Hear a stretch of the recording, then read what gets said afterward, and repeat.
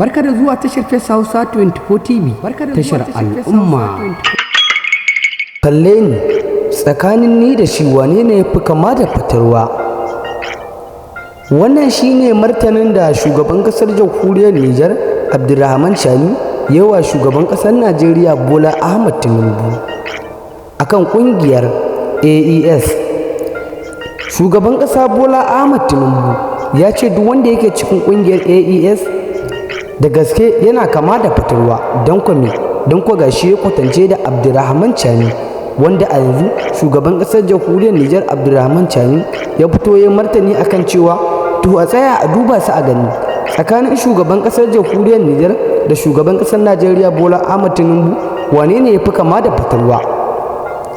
Wannan maganar da shugaban kasa Abdulrahman ya riga yi, mutane da dama sun tsaya suna kokonton wannan maganar da yayi wa martani tsakanin shugaban kasar Najeriya da kuma shugaban kasar jamhuriyar Nijar, don kun san ko a cikin mutane an san shugaban kasa Bola Ahmed Tinubu yana saman Abdulrahman Chani, don kun san Najeriya ita ce ta farko a Afirka.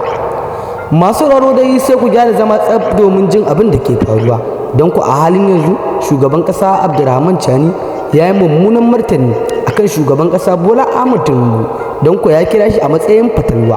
Don a tsakanin shugaban kasa Bola Ahmed Tinubu da kuma shugaban kasar jamhuriyar Nijar Abdulrahman Chani akwai babbar ta'insa. Masu raro dai sai ku buɗe kunnuwanku domin jin abin da ke faruwa, don a yanzu za mu sada ku da wannan cikakken rahoton akan abin da ke faruwa.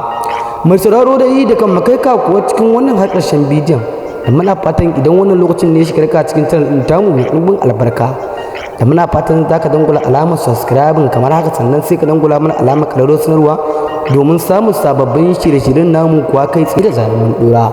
Bayan haka da muna roƙonka da idan wannan lokacin ne shigar ka cikin channel ɗin tamu mai albarka, bayan ka danna alamar subscribing ka tsaya ka danna mana alamar liking domin mu tabbatar da wannan bidiyon da muke kawo maka yana faɗakar da kai sannan ko yana ilmantar da kai.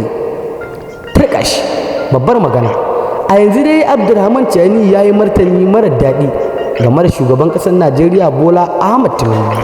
Mutane sun koka akan wannan magana da shugaban ƙasar jamhuriyar Nijar yayi wa shugaban ƙasa Bola Ahmed Tinubu akan batun ƙungiyar ECOWAS.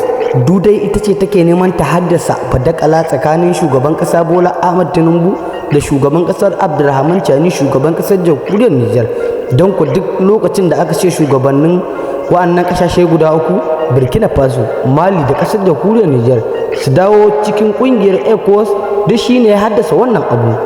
To masu rawa dai muna tsammanin ra'ayoyinku akan wannan abu. Shugaban ƙasa Bola Ahmed Tinubu ko kuwa Abdulrahman Chani, tsakanin su wane ne ya fi kama da fitarwa? Muna jira ra'ayoyinku. Wannan abun a tsaya a dariya ne ma a tsakanin wannan ƙasashe guda biyu. Allahu Akbar.